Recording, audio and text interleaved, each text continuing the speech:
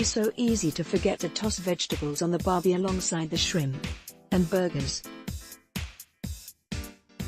and dogs. Let's face it, beyond potato salad, a lot of us do not consume the veggies we should come summertime. We reached out to Amanda Cohen, chef and owner of vegetable-focused restaurant Dirt Candy in New York City. Here are her top tips, including an extraordinary-sounding grilled salad, for getting all the colors of the rainbow into your diet this season. Double grate. Your grill cone uses a double grate system, so the grates themselves crisscross and veggies are less likely to fall through the cracks. Unless the vegetables are cut in really big pieces, she says, the smaller the pieces, the more veggies are likely to shrink.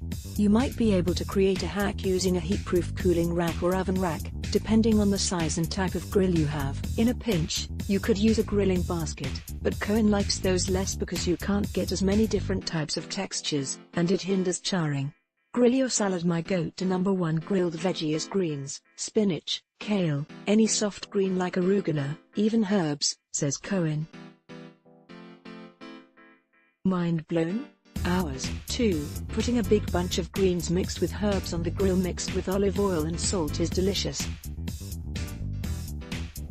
All I do is we toss them in oil, and as they slowly shrink, I turn them a lot, and that big pile will get small very fast. She loves that some parts get crispy, others are dried out, some are overcooked, and others are raw. It's all the different textures you want in one vegetable, she insists.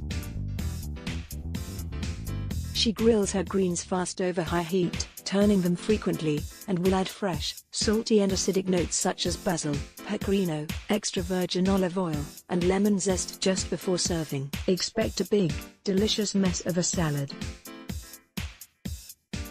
Related, 16 vegetarian foods to grill this summer. Sturdier greens can work, too, as for romaine, a more popular grilling option because it's so sturdy. Cohen would cut a head in half, oil it a bit, put it on the grate, and get that charred flavor, but don't cook it too much. You still want that big crispy bite.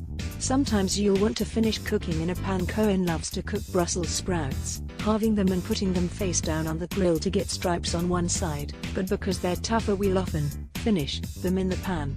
As is true of all vegetables, she gets the grill as hot as possible, as long as you're watching it and can turn things a lot.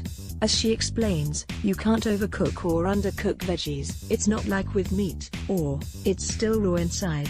She'll finish sprouts in a hot pan with oil, maybe garlic towards the end of the cooking time, and perhaps a splash of water to help the sprouts cook through. You'll get flare-ups, but don't worry about I. When asked if these oily salads and veggies would drip and cause flare-ups, Cohen laughed, that's what makes it fun. It's added flavor. Just be careful.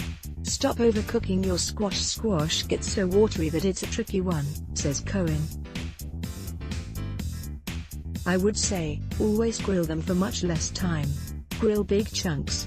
Get flavor on all sides. Take them off as soon as you see them start to leak. Read, salt them once they're off the heat, not beforehand, or you'll draw out the water too early and end up with a mushy supper. Consider Japanese eggplants. A similarly watery vegetable is eggplant, but Cohen avoids the trickiness of dealing with big, fat slices by going for slender Japanese eggplants. They're smaller and easier, and I'll usually slice them lengthwise, oil them, and grill till they're pretty charred. When they're done, salt them a little to taste and add fresh herbs, lemon juice, and salt. Don't waste time marinating. Any need to marinate your veggies for hours in advance? Nope, says Cohen, because they're not going to soak in as much flavor. Might as well put the marinade on the grill. You can skip bell peppers if you want to. It's true that most every veggie is good for you, but Cohen is not a bell pepper person. I hear bell peppers and I think 1992.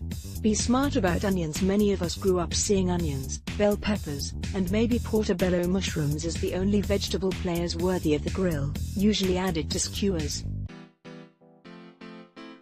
They rarely seem to cook correctly or all the way through. As for onions, says Cohen, if you want to sort of bring it into the present, what I like to grill are scallions. If I'd grill an onion, that's what I'd grill.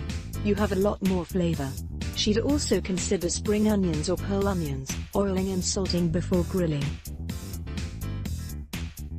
Related, 6 health benefits of onions. Grill better mushrooms. Cohen would skip the aforementioned portobellos in favor of more interesting mushrooms, like oyster or king oyster mushrooms. I'd toss them in oil, salt them, and grill them till they get a nice jar.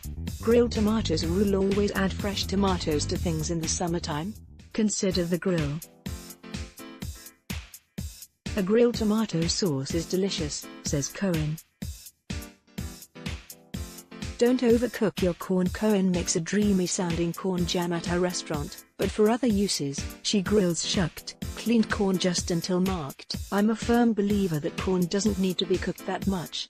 Alex Van Buren, follow her on Instagram and Twitter at Alex Van Buren, is a Brooklyn-based writer, editor and content strategist who has written for The Washington Post, Bon Appetit, Travel Plus Leisure, New York Magazine, Condé Nast Traveler, and Epicurious.